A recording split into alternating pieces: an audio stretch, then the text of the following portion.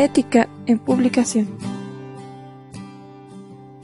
Definimos ética como la reflexión del propio modelo de vida, acciones, comportamientos, actos, en donde la razón tiene un papel importante en la toma de decisiones para comprender, justificar y argumentar. Por lo cual comprendemos que es la ciencia que estudia los actos humanos bajo la consideración del bien y del mal, tomando en cuenta el comportamiento moral de la persona en el mundo y cómo se ha de aplicar tanto a nivel individual como social. Otros aspectos a considerar es la bioética, que se define como el estudio sistemático de la conducta humana en el área de las ciencias de la vida y el cuidado de la salud. Dicha conducta es examinada en base a valores y principios morales que rigen la toma de decisiones médicas. Estas son: principio de beneficencia. Es la virtud de hacer el bien, donde los investigadores tienen que buscar el máximo beneficio o el riesgo mínimo de los participantes durante y después de la investigación. Principio de no maleficencia. Afirma el deber de no causar daño de manera intencionada a los participantes, así como prevenir, evitar o reponer el daño provocado. Principio de autonomía. Corresponde a la capacidad de decisión y el derecho a que se respete la misma, es decir, es la autonomía del o los participantes en la investigación o de quién o quienes los representan. Principio de justicia. Indica tratar a cada uno como corresponda, evitar un trato desigual o no equitativo hacia los participantes. Aplicaciones de ética a la investigación. El sistema de publicación científica depende de la confianza. El pilar fundamental que inicia la cadena de confianza es el comportamiento ético de los autores. A su vez, los autores confían en los evaluadores, quienes deben realizar una revisión justa del manuscrito enviado por el autor. Por lo tanto, los autores confían en que los editores seleccionen a los revisores pares apropiados y los lectores confían en el proceso de revisión por pares. A este proceso denominamos cadena de confianza. Las cuestiones éticas en las publicaciones médicas se hallan en tres áreas, y estas son: autoría. Tras varios casos de fraude en relación a la autoría, el Comité Internacional de Editores de Revistas Médicas estableció 4 criterios para definir a un autor. 1. Contribución sustancial a la concepción o diseño del trabajo. 2. Realización de la redacción del contenido intelectual importante o, en su defecto, haber realizado una revisión crítica. 3. Debe haber brindado su aprobación final de la versión a publicar. 4. Debe ser responsable de todos los aspectos del trabajo, asegurando que todas las cuestiones en relación a la integridad del mismo se hayan resueltas. Revisión por pares. Se ha convertido en la estrategia aceptada para garantizar el control de calidad de las publicaciones. Para ello, los revisores desempeñan un papel fundamental en la publicación académica. Conflicto de intereses. Son aquellas situaciones en las que el juicio de un sujeto en lo relacionado a un interés primario y la integridad de sus acciones tiende a estar indebidamente influenciado por un interés secundario, el cual frecuentemente es de tipo económico o personal. En cuanto a las transgresiones éticas, estas pueden adoptar 2 grandes categorías: fraude científico, malas prácticas. La primera, fraude científico, considerada la más grave, es la desviación o manipulación intencionada del método científico en el planteamiento y desarrollo de la investigación o en el proceso o publicación. La segunda categoría son malas prácticas.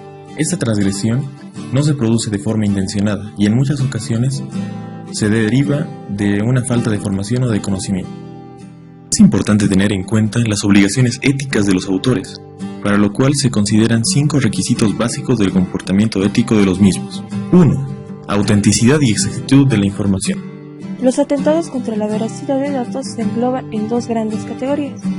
Falsificación de datos. Es la manipulación de datos o procedimientos experimentales para presentar resultados deseados. Fabricación de datos. Supone la creación y presentación de datos ficticios. 2. Originalidad. Los resultados presentados en un artículo científico deben ser originales, no haber sido presentados con anterioridad en forma de publicación primaria. Son atentados contra la norma ética los siguientes: envío simultáneo de un manuscrito para su revisión a más de una revista. Las revistas consideran como condición para el envío manuscrito que estos sean originales y que no hayan sido enviados a otra revista para su valoración de forma simultánea. Publicación duplicada. Consiste en la publicación de un artículo cuyo contenido es sustancialmente similar al otro ya publicado. Por ejemplo, un autor envía un artículo o alguna parte de su propio artículo previamente publicado a otra revista. Sin revelar los envíos anteriores, debemos tener en cuenta criterios que nos ayuden a discernir este tipo de fallas. Publicación salami.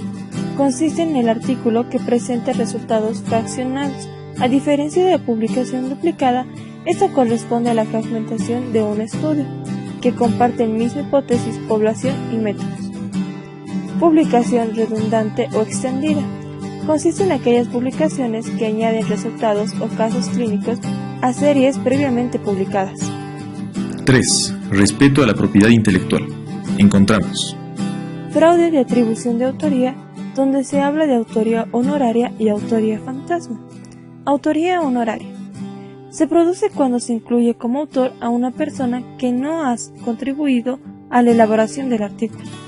La autoría fantasma se produce por exclusión de una persona que ha contribuido al artículo. Otra falta grave dentro de esta categoría es el plagio. Este es un fenómeno complejo y puede tener múltiples variantes. Entendemos como plagio la población presentada y utilización de material intelectual ajeno, sin el debido reconocimiento de su fuente original. Contribuye un acto fraudulento. Dentro de los tipos de plagio se conocen: plagio con consentimiento del autor de la obra. Este tipo de plagio se produce, por ejemplo, en el caso de la compra de la obra, es decir, obras realizadas por encargo.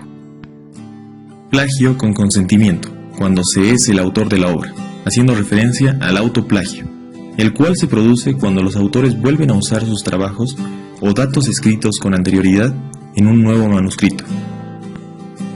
Plagio sin consentimiento de tipo involuntario, por desconocimiento de las normas de citación o como resultado de un mal uso de las mismas.